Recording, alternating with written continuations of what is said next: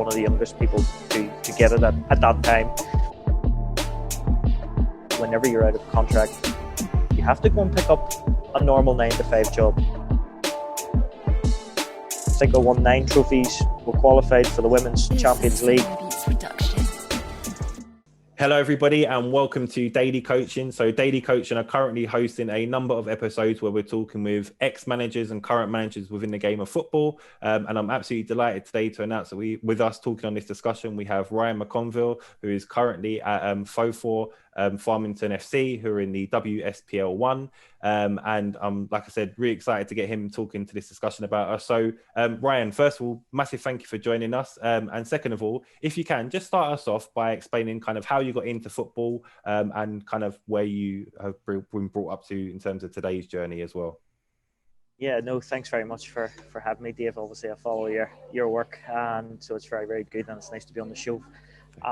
Second of all, my journey has taken me to a lot of places, from Northern Ireland to America, Russia, China, South Africa, and now here in sunny Scotland. So it has been a sort of incredible journey, which I'm very, very lucky to have been blessed to meet good people. You were one of them in America, and you know, I've coached some great players along the way, and majority of my coaching career has been involved in the women's game, and that's where I've sort of pigeonholed myself, so to speak, good or bad, I don't know, but that's where I've sort of applied my trade for the last 15 years. So started off in Northern Ireland. I was playing semi-pro at the time with my Armagh City, which was a local club, so I was working as a leisure centre attendant and playing part-time football with Armagh City, and I was about 21 at the time, and I knew I wasn't going to make it as a player, because I was a schoolboy international for Northern Ireland up until about U16, played in a couple of Milk Cups, played in the Victory Shield, stuff like that, but I knew I was never going to make it as a pro footballer as such. So I took it at a very decided that I would go through my coaching badges. And how I got involved in the women's game is the chairman of Armagh City at the time, and my best friend at the time, had asked me would I coach the women's game. And like we alluded to before we started on there, 15 years ago, no one wanted to coach in the women's game. The facility weren't as good, the standard of play wasn't as good, and there wasn't as high a profile what there is now. So I sort of used it as, you know what, this could be a market for me to get into, and they started to put me through my badges. So right up until I stayed with Armagh for about a season, I'd done I think it was called the Junior Team Managers Award, which is probably level 2 now, but that goes to show you just how fast and how well the coaching games came on. Would probably be your UEFA C now, and then you put in part 2, which is your UEFA B. So while I was Armagh, I got my UEFA B. I done quite well, got promoted in one of the divisions, got to a cup final, moved on to a local neighbour called Loughgall, who played in the Championship, which was the second tier of women's football here in Northern Ireland. Lucky enough to do quite well again. We got promoted into the Premiership, and while I was doing that, I done my A licence. So I achieved my A licence, I think maybe when I was 24. So I done the B licence and A licence sort of back to back. So there was 2 years, part 1, part 2, part 1, part 2 of the A licence. So up until I think it was 24, 25, and that was me. I think I was one of the youngest people to get it at that time, because there's plenty of people now that can get it even younger. Yeah. Now, so yeah, so that goes to show you just how far the coaching worlds came on as well.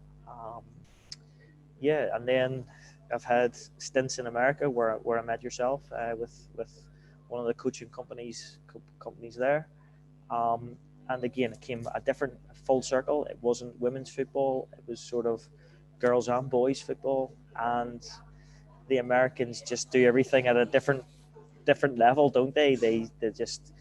They're out since they were 4 years of age, and they're competing right up until the 18. But their end goal's sort of different compared to us in Europe. their end goal is to get a good education, but can they play college soccer to get their education paid for? I think that's the end goal for the American athlete. And if they get anything else out of that, it's a real bonus. So I experienced that culture, which was fast-paced, athletic, competitive. I'm competitive from the age of 4, not competitive from the age of 14 or 15. It's even 4-year-olds had to win in whatever they took part in, and the mum and dad wanted their kid to be the best at everything they do. So a very fast-paced and a competitive culture. Came back to Northern Ireland again, and along the way, I have to admit, some of the jobs that I've had, it was great, and they seem glamorous. There's been some sacrifices along the way. So, working in Tesco's and being a delivery driver and stuff like that, when you're out of contracts, when you're being a full-time football coach, as such of what I've sort of went down, sometimes that's what you have to do until that next contract comes. So, like I said, I moved back to Northern Ireland, took over Linfield at the time, and this was probably one of my best stints in the women's game. The women's game was transforming, the game was becoming popular, and I took over Linfield whenever they just survived a relegation battle. And I took over, and I remember the day that I took the first training session along with my assistant, and they weren't receptive to it. They weren't receptive to me. They weren't receptive to a new manager coming in, and they were going through a difficult time. And we just went with it, and we eventually 3 or 4 weeks we sort of to get a bit of a connection. And again, massively important in the women's game if you can establish that connection. And the rest is history, really. Spent 3 seasons there. I think I won 9 trophies. We qualified for the Women's Champions League, and we became one of the best teams within the country. And it was just mind-blowing. But unfortunately, it wasn't full-time, and that was my goal. My goal was always to be full-time. So had stints in Russia for 3 months. I had stints in China for 3 months. And then I went to South Africa. And South Africa, probably on record, it's probably one of my favorite parts of the world. But visas, trials and tribulations of trying to get the visas hindered me staying there long term. And came back home. And again, another part-time job with another part-time role. And then I moved back to America again, where I got a longer-term visa and become the technical director at Farmington Soccer Club, which is a club in Connecticut.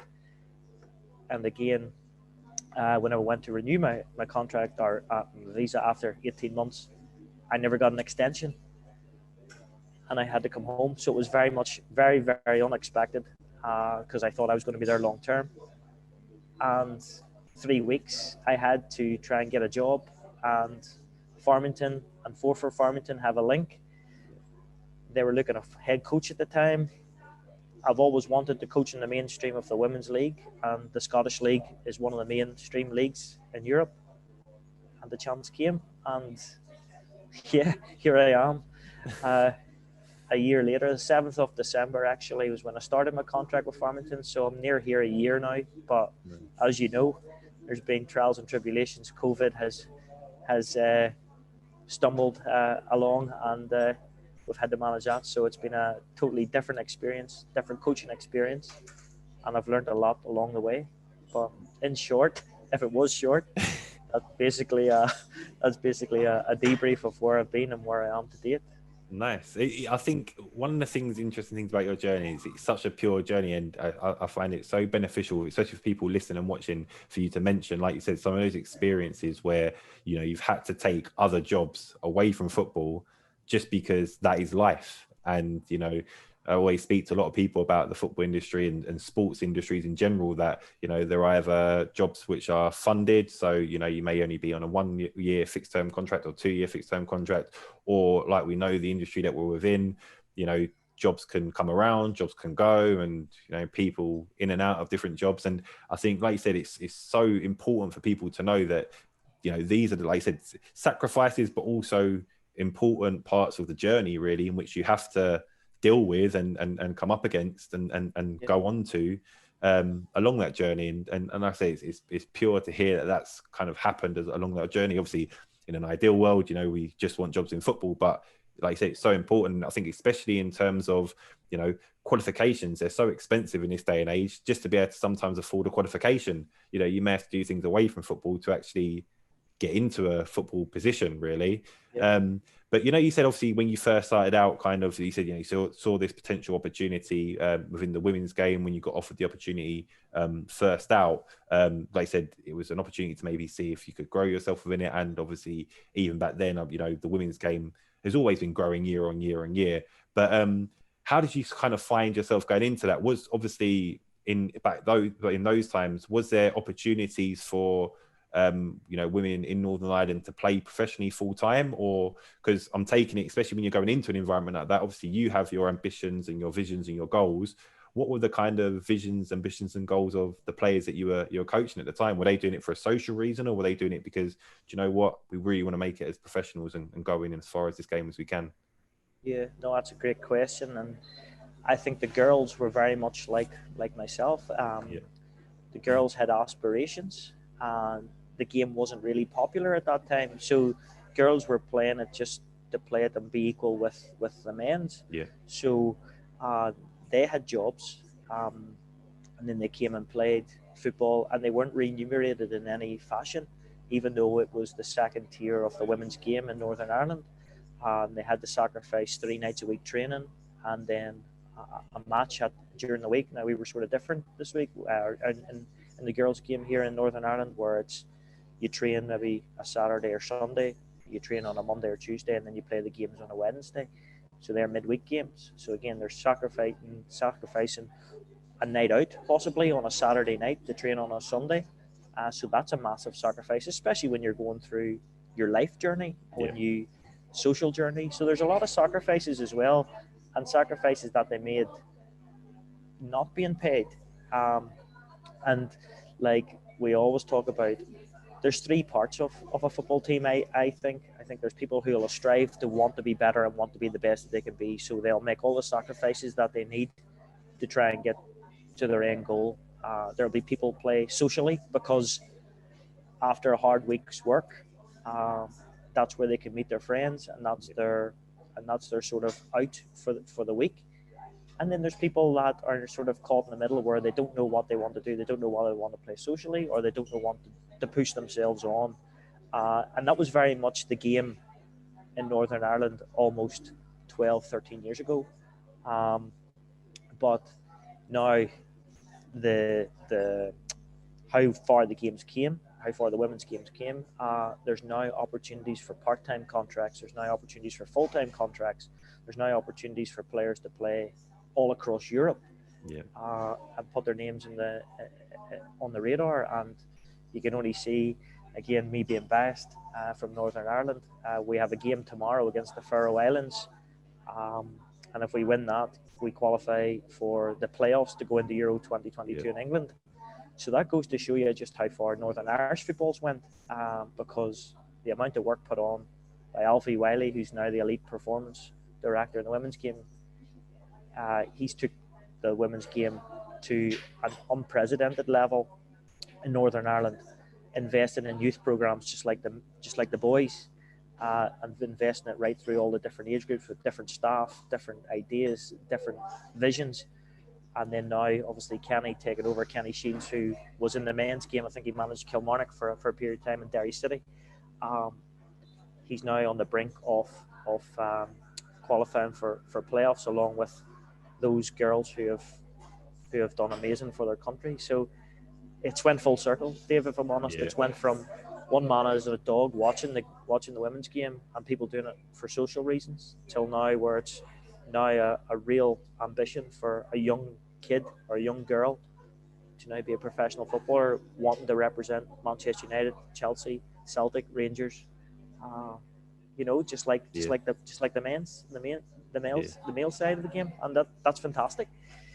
Yeah, I agree. I think, like you said, and as well, again, I think it's good credit to yourself, taking, I think as coaches, we all take opportunities, and, I think sometimes, there's some coaches out there who are not picky with opportunities, but, you know, they'd be like, well, this isn't high enough standard for me, or, you know, I'm not getting paid enough, X, Y, Z, all these different sort of factors which are almost out of their control.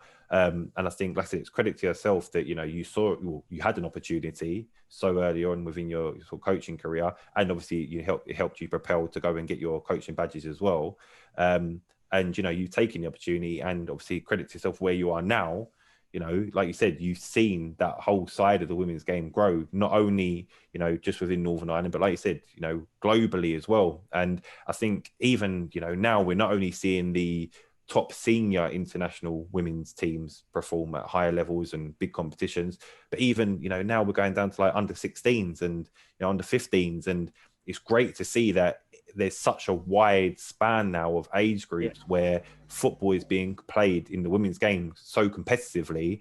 And, you know, like you said, you know, it doesn't matter which country you're in now. Before, maybe, you know, there'd be sort of the main, I mean, let's be honest, America, everyone would look at America and think, you know, a lot of British players would think, oh, I need to go over and play in America because that's where I'm going to get noticed.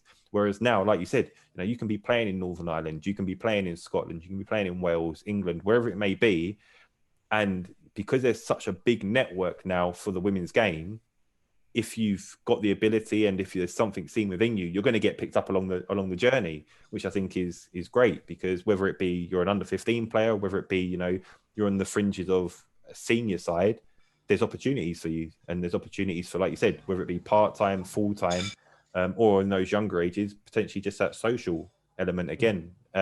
What was quite interesting as well, again, like you said, and I think it's a typical thing which a lot of coaches have to do, but again, it's, you know, taking these opportunities up. Obviously, like you said, you've been across so many different countries for various different coaching roles and opportunities which have come your way. How did you find that adapting? Because kind of like you mentioned about the girls within your team, you know, some of them, you know, it's affecting their social lives, and, you know, it's affecting, I suppose, just their planning of what am I going to do in life and where I'm going to be. And we know as coaches, I don't think you can plan about what you're going to be doing next week, let alone in a couple of years' time. But how did you find that adapting of those different countries, those different scenarios, and actually physically coaching them as well? Because I'm sure language was a barrier, or cultures and things like that.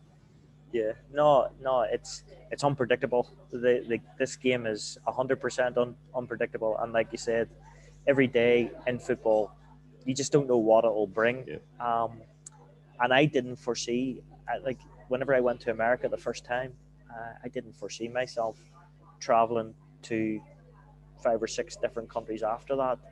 But then once I got the bug, and I got the football bug, when I was doing my coaching badges, and I seen Spanish players, and I seen Chinese players, and I seen South African players, and not only their footballing culture, but their life culture. Yeah. So people don't understand just how lucky we in the UK are, that a lot of stuff is handed on the plate to us.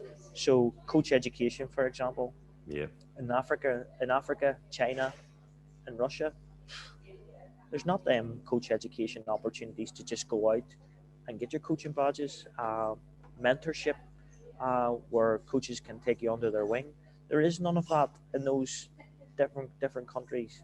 And, you know, whenever you go across into a different country and you have your B license, your A license, and you come back with a wee bit of a CV about yourself, and people actually really appreciate whenever you go to coach in those countries, because they've never had that experience before. They've never seen a European coach, male or female, because whenever I was in America, there was plenty of female coaches and there was male coaches, and, you know, that just different approach, and you then teaching them about your culture, and then them teaching you about their culture. And then if you go in football terms, that's how I've probably shaped my philosophy, because I've shaped all those cultures and made a hybrid sort of philosophy and coaching style myself, because I've come into different environments. I've come into players that have been very economically well off, that their parents will spend hundreds of dollars or pounds to get their kid to be the best, to an environment where I've walked into a street in South Africa, and, you know, they're playing with elastic bands and plastic bags, as a ball, with no football boots, with no socks on, you know, and they're playing football because they just love it.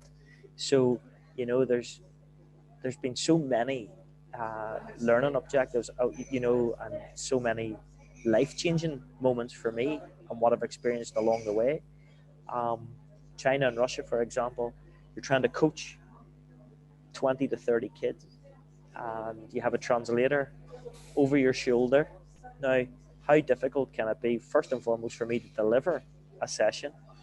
But when you have a big broad accent, whether you're from being from Belfast, and then that poor Chinese student trying to translate what you're trying to say to the kids, well, there was many a times that things weren't just going as planned, but you just had to go with it. You had to adapt, and you had to just, you know, learn. And so the visuals, using the tactic board, using cones, using different colors. Then all of a sudden you start to connect with the people who didn't play or didn't speak the same language, because football's universal. So whenever you started to show them, they started to understand, and then all of a sudden they started to pick up your language, and they were using the same language as you. So it was, so some of it's a wee bit surreal, but then you found yourself 3 or 4 months down the line that you were using some of their terminology, and then all of a sudden the connection started to gel. So yeah, I picked up some language along the way, some Russian, some Chinese, Mandarin, you know, and some Afrikaans in Africa. So all presented different challenges, but oh my goodness, you know, it was a fantastic experience. Nice. I think it's invaluable, really. I think, you know, there's some players which I've spoken to who have played for various different clubs, and I talk to them about just the importance. I mean, we talk about it to a lot of children, you know, whenever a parent comes up to me and says, you know, should I get my child to play in a team? I say, well, look, that's a option. Get them involved in a team, but don't just isolate them just for this one team. Take them to as many different teams under as many different coaches and in as many different environments as you possibly can, because just like you're saying there as a coach, that actually it's so important to get these different experiences under your belt or in these different scenarios and situations. I mean, I know that before I really got involved in sort of coach education, I mean, you know, I didn't really realize the importance of even just in talking to people who speak the same language as you about understanding different people's ways of learning, their learning styles. So, you know, you've got the visual ones, you've got the ones who like to be spoken to, the ones who just like to go out there and do it and problem solve. And like you're saying there, if you're going into a different country and you've got those three sort of barriers as it is, let alone the whole, like you said, the cultural issues, the translation issues, it almost is a, you know, whole whirlwind really. And I think that's why sometimes I say to coaches that and it's not to knock anybody who hasn't coached different age groups or in different environments, but I always say, you know, could you really classify yourself as a coach until you've coached different age groups, different scenarios, different environments? Because a coach is somebody who's able to adapt to the given scenarios, whether it be, you know, like not all players develop in the same ways. So it's interesting to hear those different scenarios and examples you've been through. Yeah, and you know, and no disrespect to the coaching education pathway, when you get your C license, your B license, your A license, it's fantastic, and they do give you that credibility, and they do give you that platform to apply for jobs across the world. They do give you a platform to progress and what level of football that you coach, but you can't substitute. No coaching badge in the world can substitute learning in a different environment, learning in a different country, connecting with people on a whole different level than just football. Because you don't have a connection, you don't get the best out of your player. And that man management and all that stuff, and just showing players that you care and showing players that you're human and you do have a bit of empathy and you do have a bit of trust that you build up. Because once you have that empathy and trust and the players are happy, that's where you progress your best players, and that's probably the best environment a coach wants to be in. So I get it. I wouldn't knock the coach education pathway at all, because where we're going, we do need it for different jobs, and whether it be in Scotland, England, or wherever. But for me, to any young coach or any aspiring coach wanting to learn, go and get yourself, you know, your coaching badges that you need to progress, but get out and see the world and face those challenges. Translation, different cultures, different environments, different footballing methods, whatever it may be, because that's where you learn, in my opinion. Yeah, no, I agree with you. I think it's so important, and I think, you know, because I was going to say, like, I mean, you know, obviously there's different ways of learning, and, you know, obviously everyone learns differently. Some people will learn through previous coaches that they've maybe had, and, you know, you typically sometimes see it now within the professional game, men's or women's, that, you know, coaches will almost adopt a kind of way in which they play or certain characteristics, and you think, well, hold on, that's probably like the manager that they played under when they was a player. Or, you know, like you kind of said, sometimes you take things away from countries that you've been involved within, and, you know, just understanding how some of these countries are so appreciative of just being able to actually physically play the game of football, let alone learn and develop within it. But I think, yeah, there's a mixture of sort of the courses, there's a mixture of players, which is obviously massively important because you have to adapt your way of coaching when you're in these environments. You know, other coaches that you come into contact with. But how would you kind of say it's been the main sort of adaptation to what's made you who you are today? Would you say it's even anything coaching related, or would you kind of say it's been sort of, you know, how you've kind of molded yourself as an individual and, you know, your personality traits and your characteristics? Yeah, like I said at the start of the show, I've been blessed to meet some good people, coach some great players, hold some good jobs, and hold some not so good jobs, and also be taken down back to earth very rapidly. That whenever you're out of contract, you have to go and pick up a normal 9 to 5 job, or you have to pick up a shift job to make ends meet. And all those experiences, Dave, if I'm really being perfectly honest, that's who shaped me today. Because not only in the football jobs, but how do you speak to people when you've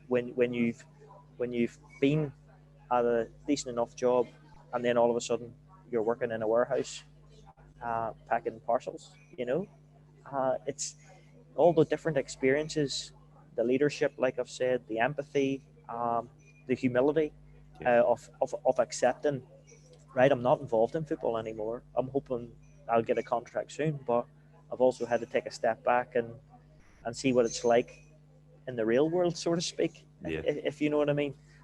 And all those experiences has shaped who I am. And again, made mistakes along the way, and I've learned from them. Spoke to people in different ways that probably I shouldn't have spoke to them, and you learn along the way. And like I said to you before the show, I have a black book, and even this show today, I'll write down everything that happens during the day, and I'll reflect on it. You know, at the end of each day, I'll reflect what went well, what hasn't went well, how could I have done better in that specific area. And old school or not, you know, that's how I've learned, and I learn every day. Even now on the show when I'm speaking to you. You know, we learn all the time. I think that's such an important thing, that the reflection. I think it's so easily forgotten about, especially considering, and again, even when I'm talking to quite a few mentors, I get it that sometimes, you know, we do our training session or we have our match, and, you know, sometimes it takes up hours. I mean, considering the sort of planning that goes into match days or training sessions, and then the actual delivery of the match day, or the delivery of the training sessions, and then on a match day, and then we think, I need a break now. I need to forget all about it. But that reflection is so important, because I agree. I think unless you reflect, and even like you said, even reflecting on these opportunities. I know before we even started, you know, going along this show, we was talking about, you know, I was trying to think back to when we was in America, and, you know, what the sort of experiences were like there. And I think it's so important to reflect, and whether or not you've done, you know, some good points along the journey, or some, let's say, bad points, but points where you reflect and think, oh, could I have done this differently? I think that all of them, like you mentioned, are so important, because that's made you kind of who, like you said, who you are today. And that will ultimately affect some of the decisions in which you know, take and happen along the journey. I mean, even like players, when I'm coaching players, we, you know, say we want them to be creative thinkers, we want them to be problem solvers, we want them to be decision makers. And don't get me wrong, some of it will be from what we've implemented into their learning and into their understanding of the game. Some of it will be from what other coaches, and by no means an imagination are we the only coaches that they would have experienced. I mean, nowadays you're getting 10-year-olds who have had hundreds of coaches before we've even come into anywhere close contact with them. But even like you said, just their normal, the real world. How are they going to develop and learn within the real world? What are their families like? What are their social circles like? And I think that this reflection element is so important, which ultimately shapes how people move forward and what decisions people take to go forwards, really. Yeah, definitely. And again, like I can say I've won trophies, qualified for European football. I'm working in the top league in Scotland now, and they're all great. But I wouldn't have done all those things without the connection and my players doing their best. Yeah. And the American journey, the South African journey, Chinese journey, whatever it may be. I'm hoping that in 10 years' time they can remember who I was, whether that be because I was a good coach, or whether it because I just made them laugh or I had a connection with them. So the percentage of them being professional footballers at the end of the day is a small percentage, but how they become to be a better person or how they present themselves in years to come, and if you give them some inspiration along the way, that moment I'll treasure more than winning trophies, I guess.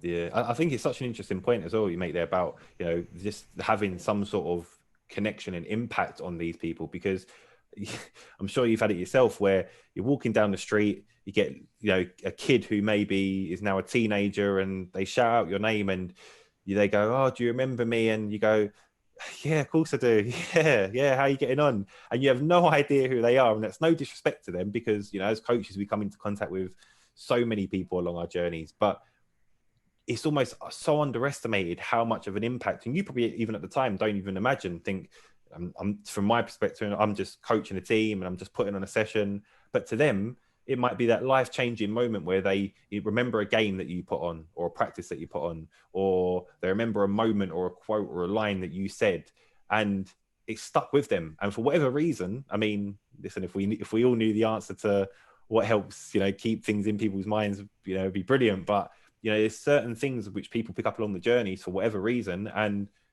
it's so instrumental to their development and their life and their choices. And I think I always say to coaches as well, that in a way we are, although we're creating players, that's the primary reason obviously why we coach, but secondary, we're almost creating the next crop of coaches. If we can give these players the education, knowledge, understanding and learning, and they've also then got the mixture of they played the games as well, actually we should hopefully be creating the next crop of coaches who can take on board, not necessarily saying to duplicate what we've been doing, because like we said before, we don't want a copy and paste world where it's there's loads of Ryans out there, there's loads of Davids out there, but it's can we take some of these points that we've learned along the journey and then potentially use it either A, within the game, or B, within an industry of coaching. Yeah, and I think we have touched on a lot of positives, but you also have to remember, and again, it sticks in my head a lot, whenever you spend so much time with your players, whether they be young or adults, whatever it may be, and you build that connection with them, and then all of a sudden your visa runs out, or you think it's time to move on, or they think it's time to move on. It also put on the players, they might move on. It's emotional. It's an emotional ride, to be fair, because I've experienced some moments in my career where I've left the football club and I've actually cried, because the connection I've had with those players is a massive thing to let go of. My time at Linfield, for example, I have many regrets. Some of the players that played for me give me everything they had on a weekly basis, training and matches. And then whenever I announced that I was going away to America, it was a grieving process, because the players couldn't understand, going, "Well, why are you leaving? We've done so much, there's still so much more to do." And I was like, "Well, it's professional goals, I have to move on." Yeah. But the players couldn't understand that. And unfortunately, some of my relationships broke down because you had invested so much emotionally and physically that the relationships broke down because you decided to move on. And that's also a part of the game where you can't get away, because whether you get sacked, whether you leave, whether you decide to move on, whatever it may be, there's some of that part of the game that's not a nice side of the game, but it's part of it.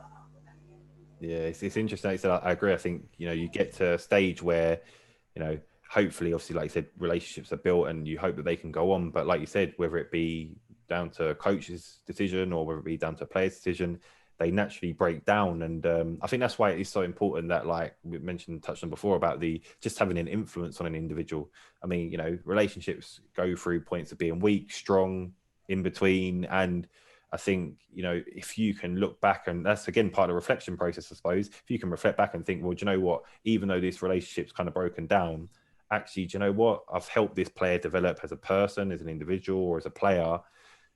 You almost can't have almost any regrets. I know it's easier said than done, but you always think, well, I've done what I wanted to do with them and almost exceeded my expectations with them. And it's not, don't get me wrong, it's not always in a although we are in a competitive industry, and some people reflect on it as though, what have we won, which positions have we finished in? But sometimes it is just those pure individual stuff, where it's, or say, for example, I've helped somebody get back from an injury.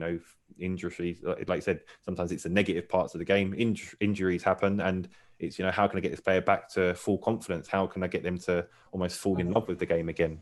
So it's a tough challenge, yeah. But in terms of sort of like, and obviously, you still got a long way to go in your career, but what would you kind of say has been the most sort of memorable highlight so far within your sort of coaching and managerial pathway? Would you say it's been something like the titles and the league positions, or would you say it's been an individual moment almost?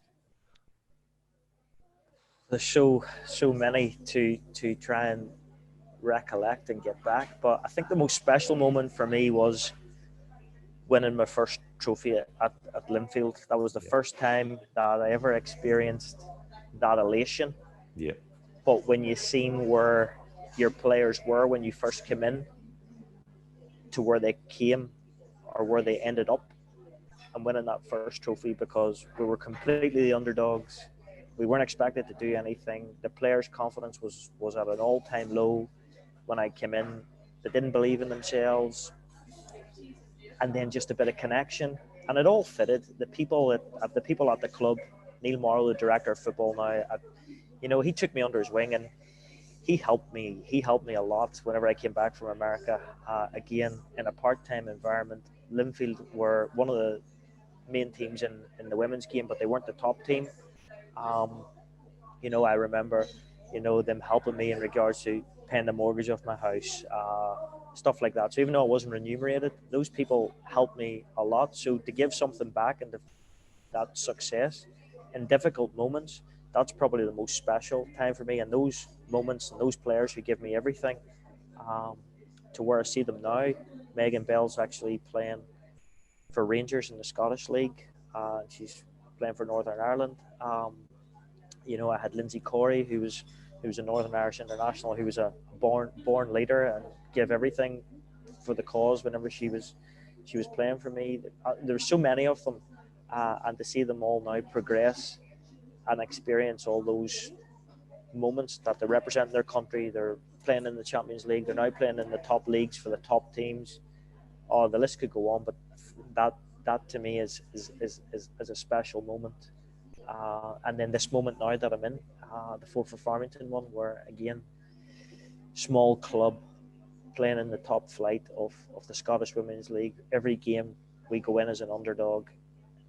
Every game's a struggle. Every game, we're not expected to do anything, but the players and staff here have worked their socks off to try and be competitive now. So we're getting ready to play Celtic this week.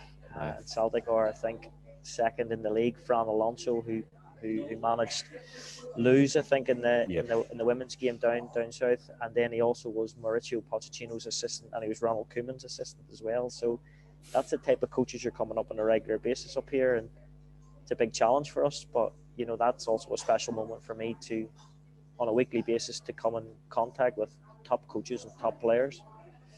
Yeah, of course. I think, like you mentioned there as well, sometimes you can't help it, but it almost propels you into wanting more. I mean, like I said, sometimes, we do reflect on medals and positions and trophies. And, like I said, obviously along your journey, you've had some obviously other incredible moments as well, where it's maybe not just been, purely sort of fixated on that side of the thing, but it ultimately it does, doesn't it? It propels us into wanting more, and it's a feeling, it's a winning feeling. Yeah, No of one course. doesn't want that. So and then obviously, like you said, in terms of where you are now, which I think again is great achievement to where you've come from in terms of, like you said, first starting out within a journey of let's see where this women's game goes, to now seeing where you are in terms of the position you're in, and in terms of, like you said, the league you're in as well, and like you said, coming up against some other quality coaches, including yourself as well. And like you said, it must just be a experience of, no discredit to the leagues you was in before, but like you said, you're getting more opportunities now to supposedly and analyze teams and see how they're playing, how they're performing, and actually put your coaching thoughts, processes, and this can take us to unbelievable heights, really. Yeah, and I guess I haven't played the game at a big level, David, and I've battled since I was 19 years of age to do my coach education, to try and get these opportunities over former professional players. And don't get me wrong, there is probably a touch of jealousy there because I wasn't a former professional player. So it makes my journey a bit harder, but it also makes my journey a bit more rewarding because being a player and being a coach, and I don't care what anybody says, is two different things. Yeah. Yes, being a player will help you have a knowledge of the game, but being a player at any level, because the game's still the same, just minus the supporters and minus the money. It's still 11v11. There's still tactics involved. There's still a technical concept involved, physical, mental contact involved. Whatever way you want to go, it's still the same. It might not be Manchester United, might not be Chelsea, it might not be Juventus. But whenever we're playing 11v11 on a Saturday, whether it be semi-pro, amateur, or professional, I still put in the same amount of effort that what a professional would put in, because I have goals and I have standards. And that coaching journey has been exactly the same. There's been trials, there's been tribulations, there's been high moments, there's been low moments, there's been difficult moments. But I think that's more rewarding if you start from the bottom. Eventually to try and get to where you want to be. And I'm really humbled and to where I am now to be the manager of Forfar Farmington, even though we're not one of the top teams. You know what? But the people who I surround myself with at this club, my assistant, strength and conditioning coach, physio, goalkeeping coach, all those people who are on the same goal that we want to be as successful or be the best that we can be. I'm proud of that. So it's nice, and it's very hard. It's very hard because we don't have the same budget as the rest of the teams. But you know what? It makes it more rewarding that when we do get a result, it makes your dinner on a Sunday night taste that wee bit better. No, I can imagine. I think, like you said as well, there, I think that the whole team, it's often, put it say, coaching is honestly such an isolated industry. We go through it all along our different paths, our different adventures, and it's just us. It's, we're surrounded by certain people and you keep in contact with certain people along the journey, but it's just you as an individual. And at times it can obviously be really lonely, especially I suppose when you're going abroad as well. It's, you're isolated and away from people and different time zones and all those sort of factors. But then, like you said, sometimes when you get a project, like for example, where you are now, and, you're surrounded by a team, and I suppose that's important as well to get your team right in terms of, like you said, being on the same, wavelength and same vision as what you want to achieve. It's like I said, it's such a rewarding factor because you've been at the heart and the front of that. Obviously, I say that because you're the head coach, you're the manager, but also there's a team and there's the, like I said, your supporting staff around you. What is kind of the vision for the rest of the season? Obviously, hopefully, fingers crossed, no more COVID related factors. But what's the kind of vision for the rest of the season? Like I said to you, I'm very lucky. I have 2 assistants. One assistant manager has actually just came out of a technical director's role with the Cook Islands. So he's came from sun, sea, soccer, and he's came back into Scotland, into the cold weather. But I done my A license with him, and he actually presented on my A license in 2010. And we connected once I came back to Scotland, and Kevin has come in and has been very kind, and until he gets a new job, has come in and agreed to be my assistant, and he's been a breath of fresh air. We debrief things regularly, Zoom, coffee meetings. I think I've got shares in Costa with the amount of meetings that we have, and we're on the same wavelength, and he's up for the challenge. My physio and Karen Bruce, she's, touch wood, she's kept the players over COVID as fit as can be. We have a few injuries knocking about, but generally we're fit and healthy, and that's a credit to her and the strength and conditioning coach. And the team that we have, and the committee that we have, and some of the youth coaches, Ian McDermott and Stephen Donaldson, some of those coaches are really, really invested, and they love to learn and they love to ask questions, and we bring up their players to try and mix and match the squad to keep it like that community feel.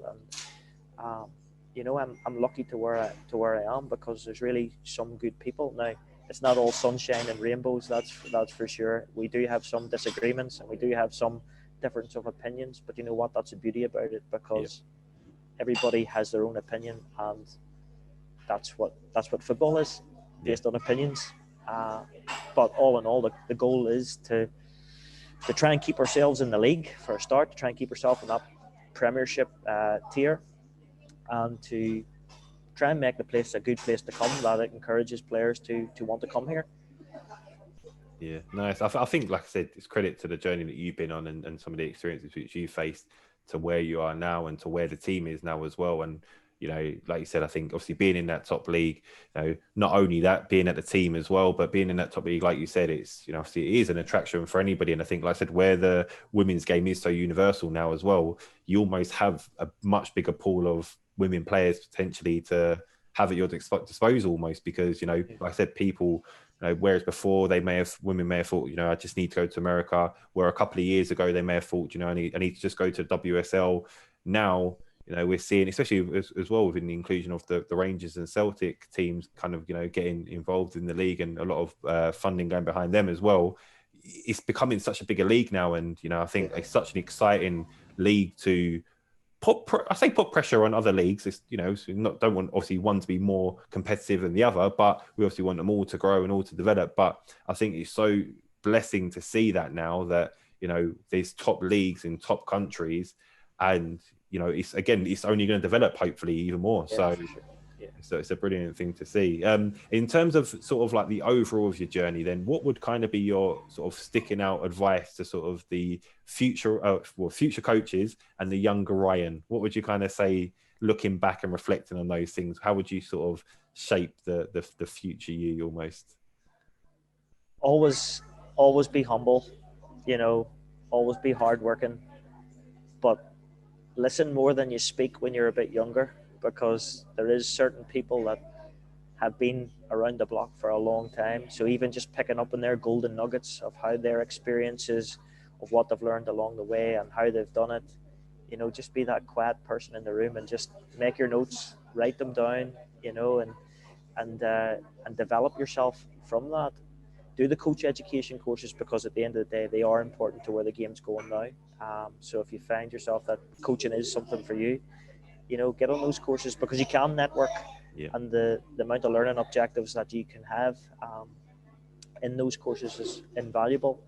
But the main one is, for me, if you have an opportunity to travel and experience new footballing cultures and new country cultures, for me, that's been the best, and that would be the best point that I make for any aspiring young coach. Go out there, do it, make those mistakes in those countries, and learn things and shape your methodology and shape your philosophy around all those experiences, because they're invaluable. And whenever you're 65 sitting with a cup of tea watching EastEnders, you'll be able to, if it's still operating when I'm 65, but it's you'll sit down and you'll reflect on it, and it'll be the best moments of your life, really. Yeah, no, I think that's a fantastic message. I think, like you said, a couple of points you picked up on before in terms of the, when you said sometimes your coaching staff might challenge you. And I think that's important, because, as much as coaches, we tend to think, but I've learned this, I've been on this course, and, I have this way of thinking, sometimes people take offense by challenges and they think, don't insult my intelligence or don't insult the way I want to do things. But I think challenges are important. I think, like you said, getting things wrong are important as well. And I think like your final message of, going out there, experiencing and do it, wherever it may be, here, abroad, wherever in the world, that's only going to happen over a period of time. And I think there's a lot of coaches, and don't get me wrong, everyone wants to be ambitious, but there's a lot of coaches who may think, I've been coaching for 4 years and nothing's happening for me yet. People, like you said, a lot of people don't even get opportunities until they're 30, 40, 50, 60. So I think, and imagine all the mistakes, let's be honest, you're going to make in that period of time. Yeah. So I think, it's invaluable. Yeah, and probably just to finish off, you'll apply for jobs along the way, and some people might not even acknowledge your email, but I wouldn't give up. If you're strong in your beliefs and you're strong in the message and you're strong in where you want to go, you just have to keep sending those emails. You just have to keep sending, because somebody will answer them. Someone will take a chance on you, especially if you're professional and you like what you do. Somebody will take that opportunity, and then when you get that opportunity, it's about grabbing it with both hands and seizing the moment. And it's a difficult game. It's a lonely game being a head coach, because it's great whenever you win, but that moment only stays for a short time. But when you're a coach and you're developing players and you see the bigger picture, that's the most satisfying thing for me. And that's for any young coach. Just stick to your beliefs, be strong in where you want to go, but the bigger picture is you're obviously trying to develop players, but you're trying to develop the human being too. So whenever you see them 10 years down the line, if you've influenced their life and been a positive impact in that, you've been a good role model to.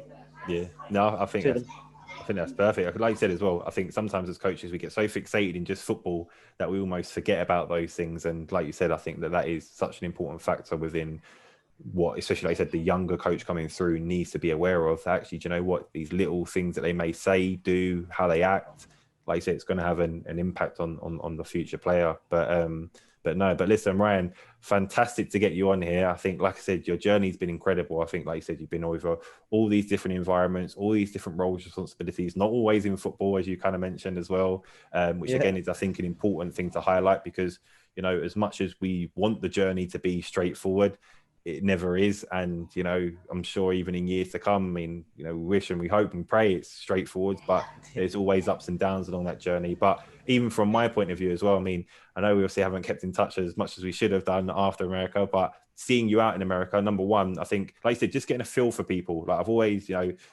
thought your characteristics, your personality and the way in which you just do a job, like not even just necessarily always in the football fields, but how you just present yourself has always been an inspiration to me. And then also to see how you've gone on in your journey as well, like, it's something which again I've taken a lot of inspiration from, and I'm really happy to see where you are. And I think that's one of the things which I would send out to people as well.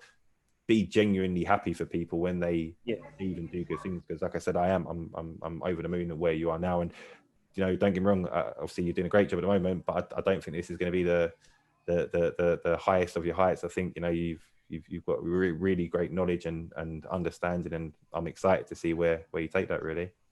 Yeah, no, thank you, David. And you've been a top guy for me, and again, it's easy to turn around and say you're a top guy, and it's not. But I genuinely mean that. When I remember you getting off the plane as a young coach, I remember that, and it's not easy. And there was obstacles along the way whenever you're just starting out in the coaching, and that was your first step. But again, that's probably another podcast for our conversation for another day of our experiences in America. But I would say to anybody who's listening to the show, if they want to reach out to me or they want some advice, I'm a direct message away, or I'm an email away to get, if they want a soundboard, I'm more than willing to do that, because I like to offer that back to anyone. So if I can bring anything to it or offer any advice, please, reach out to me. Fantastic. No, well, number one, I think you've given loads of advice and inspiration from this, but I will definitely make sure as well that when I put out this video, I'll sort of make sure it goes onto all the socials, and I'll reach people out to your contact details. And anybody listening and watching, massively advise you to get in touch with Ryan. Very knowledgeable, very humble, and listen, as you've heard today, you're going to hear some great stories, and and inspiration to help you direct your own futures. So yeah, and I appreciate it. But Ryan, listen, big thank you for joining us and taking the time out today. Hopefully, like I said, we'll keep in a bit more touch, and definitely. Yeah, it'd be good to see how your journey goes. No, I've really enjoyed it, David. Thank you, and keep up the good work, because it's brilliant having different coaches with different experiences on and those learning outcomes all the time. So brilliant. Keep up the work.